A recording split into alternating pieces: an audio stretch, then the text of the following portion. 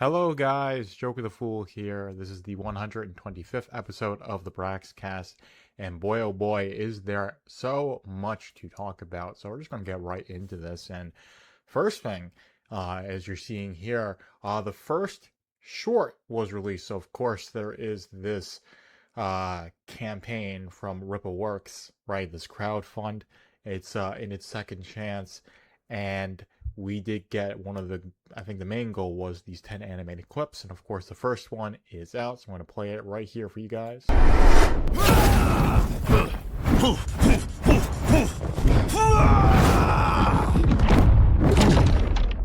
Okay, really cool stuff to see. Of course, it's like a fighting game opening scene. Eric's talked a lot about this, and there definitely is a whole bunch of discussion in terms of like what to do, what next with Rippa Studio, or yeah, Rippa First Studios, and it is quite, I would say, centered around doing crowdfunding projects for smaller things. Nothing like making like a show or a movie, because those are massive commitments, and those are basically seven-figure commitments to make anything like even like a couple episodes of television, because like some of the top tier animes, they can be spending like 800,000 to $1 million an episode. Eric July did a live stream yesterday for the animation backers, which is why I didn't do a Braxcast live, because it was around the time I usually would do it on a Friday, so that's kind of why I didn't do a live this week.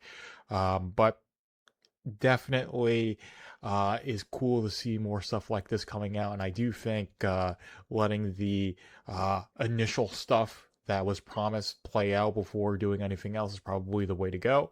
But of course, like doing 3D animation is pretty cool, but I do love traditional animation, and I think this is a really cool one, and I do like this, and I think the next one is Yair, and that'll be probably coming up within the next couple of days. We'll have another clip to go through. But that is only one thing. There is a lot of stuff, and since Rippaverse is a comic book company primarily, the rest of this is going to be discussing comic books. And as you can see here, Rippaverse Digital. So of course, a while back there was 10 books released digitally in a collection format, and we've got the same thing here. So for the next 2 weeks, there's 10 more books, so there's already been over 500 books sold, just under $4,600 in total sales. And this is 10 new releases, but we've got the here, so for 125 you can buy all 20 books. So this is the first 10 books that were released in the initial digital campaign or collection, whatever you want to call it, and then 10 more. And this is the complete list, which I want to read out. It's Isom 1 and 2, Alpha Core 1 and 2, Yairo 1 and 2, The Horseman Welcome to Forest Park, Horseman number 1, Gooding the Polymath, Bloodroof 1 and 2, The Great War Separation number 1 and 2, Zalem What Kills Must Die, Saints and Sinners, and all 5 in the first 5 issues of the Ripazine. I believe number 6 is still awaiting fulfillment, so that's why it's not on this list. Really cool. Of course, I already have all these books, so buying them digitally is, not 100% necessary. It is cool to have like scans of these, but spend 125 bucks to get all of those just really is not in the budget right now. But for people who want to read these digitally, I would say this is probably the most cost-effective way to get into the Rippaverse if you don't care about having physical books. I know a lot of people do, but this is a really cost-effective way to get into the Rippaverse. And of course, since a lot of these books are going to be $5 or so, you can get, a lot of these books. Isom 2 is, $15, but Isom 1 is $5. Of course, 1's like 13. So some of these are a little bit more expensive, but like you can get a lot of these for pretty cheap. So definitely much more of a cost-effective way to get into the Rippaverse, and of course you don't have to pay shipping costs. So if you're an international customer, then this is definitely the way to go, because you're only just paying for the books. You don't have to pay shipping fees, and you don't have to pay the customs fees or whatever it is when you have to deal with stuff being shipped internationally. But anyways, we are also going to go into 2 new releases, my friends. So we have got more Exclave books. So as I have been saying, Exclave is the event of the Riververse. So the comics are going to be dominated by the release of Exclave books. So a lot of the basically, for the most part, once Exclave gets into gear, all of the ongoing series are going to basically take a pause and they're going to focus on Exclave. We're going to see this with Yaira, Alpha Core, and Horseman. And of course, we're getting the introduction of some new characters with their getting their own series. This includes Santuan. So Santuan is one of the basically first characters introduced in the Riververse. His first appearance is in Item #1. He does appear he's pretty important in the ill-advised arc, although of course his role in #3 is much more prominent. I don't think he appeared in #2 at all, if I'm remembering this correctly. But anyways, this is the second issue of Santuan Exclave. It is releasing on the 9th of March, 2027. And of course, the first issue of told Santuan's story in the event stage, who he was, what he walked away from, and why the crossover dragged him back in. The fan favorite hired muscle from the Isom book stepped into the biggest story the Riververse has ever told. And this is the fallout from the Devil and King's War has hits the streets he actually works, with Flora Spark descending into chaos. Santuan is caught between old enemies, new threats, and a world that no longer plays by the rules he understood. And of course, chaos means opportunity for a hired gun. But I'm going to go into this, basically, I guess, the details of this book.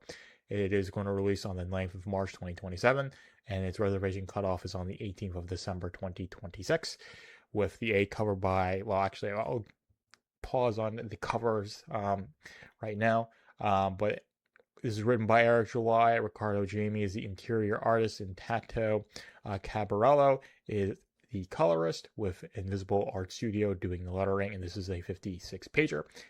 Now, those details out the way, we are going to get into the cover. So this is cover A, which is by Igor Vitorino with Sebastian Chang as the colorist. And of course, you've got Santon here facing off a bunch of devlings. Absolutely love it. Now we've got cover B, which is by Kanan White with colors by Marcos Martin. And Kanan White always knocks it out of the park with these of any cover that he does. And I definitely love just like how visceral it feels, how much like destruction that there is. And Santon is just a centerpiece of that.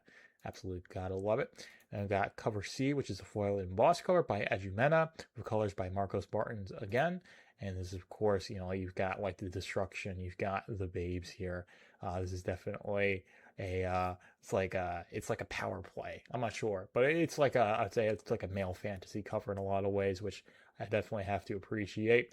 And of course, the foiled embossed covers always look so nice, and I do like this logo here. So definitely might get a Santuan series after this. I don't think he'll get an ongoing series, and you really can't give ongoing series to like every single character. And I think kind of muddles things too much if every character gets an ongoing series, but Santon could definitely get a mini series after this, which would be quite interesting. But anyways, going to go into the D cover, which is by Ricardo Jamie with colors by Tato Caparella. This is, of course, a mass print cover. I think it's definitely shows just how imposing of a figure Santuan is, just basically being able to hold a full grown man with one hand like it's nothing. And it definitely shows like him in much more of a normative situation. There aren't like any devlings, the whole place is not on fire, and he's just dealing with thugs on the street. Not that he's doing it to clean up the streets like Horseman is, but he's doing it so he can get what he wants, right? But that is Santon Exclave #2. Of course, the first issue has been up for pre-order for a while, so it'll be interesting to get that, and then probably get that pretty soon after. And as it's been established, Exclave, once these books start coming out, it's just going to be one after another after another. It's going to really dominate the release schedule for the Riververse. So once Exclave starts coming out, then that's really what all I'll be talking about are the Exclave books, which is going to be really, really cool. But now, to keep on the Exclave train, we've got Catch and Kill, Exclave #2. Of course, Catch and Kill, I believe, was the 4th issue of the Ripazine, if I'm getting that correctly, with Winslow Valiant and Betty. Betty Brooke is his basically partner, and they get partnered up in that 16-page short story by the Saskas. It's done quite well. And of course, this second issue has the same release date as Three Antoine, which is the 9th of March 2027, and its reservation cutoff date is the 18th of December 2026. And you've got, let's see, story gets bigger, the danger gets worse. Winslow Valiant sees too much, always has, alongside his partner Betty Brooke. Works cases nobody else will touch and finds the answers the Flores Park police can't. Of course, basically that Devlin King's war is spreading and the pair are digging into forces quietly profiting from all of it. So it's probably a crossover with Wrong Cop. And of course, every name leads up to a bigger one. And every question they ask makes them harder to ignore. The deeper they go, the more targets end up on their back. Basically, Saska's at their full power. Absolutely love that. But this is a story by Eric July, written by the Saska sisters, with interior art by Sebastian Garcia Perazales and letters by the Invisible Art Studio, a 56-pager, which is the standard format for all of these books.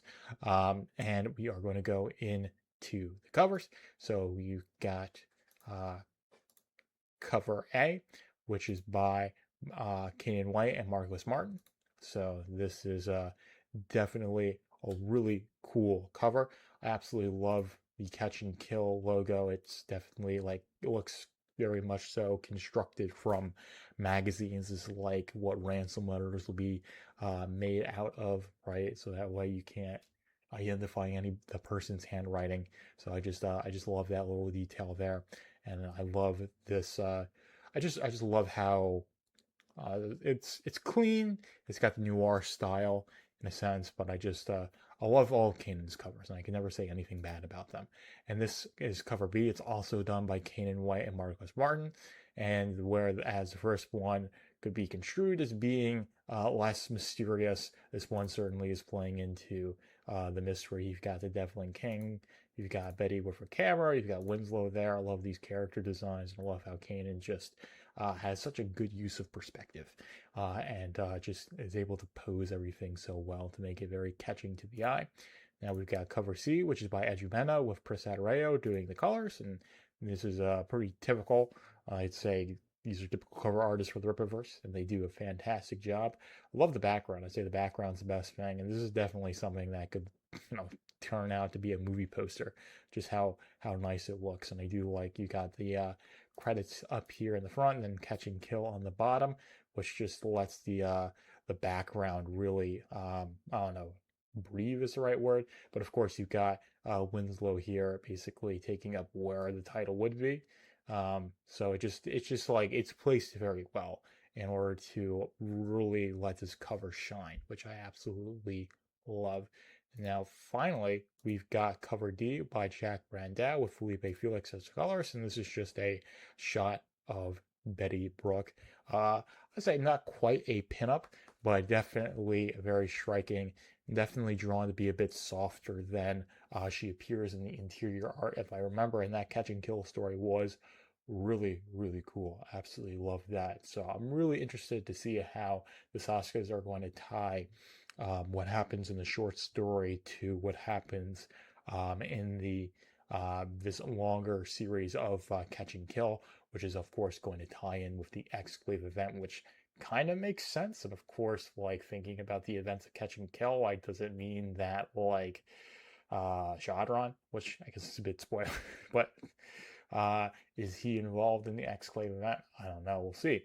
But definitely gives you stuff to think about. But anyways, I'm going to leave it there. Hopefully you guys enjoyed this episode of the Braxcast. Joker is out. Thank you for tuning in to the Braxcast. Be sure to like, comment, follow, and subscribe to keep up with the Rippaverse.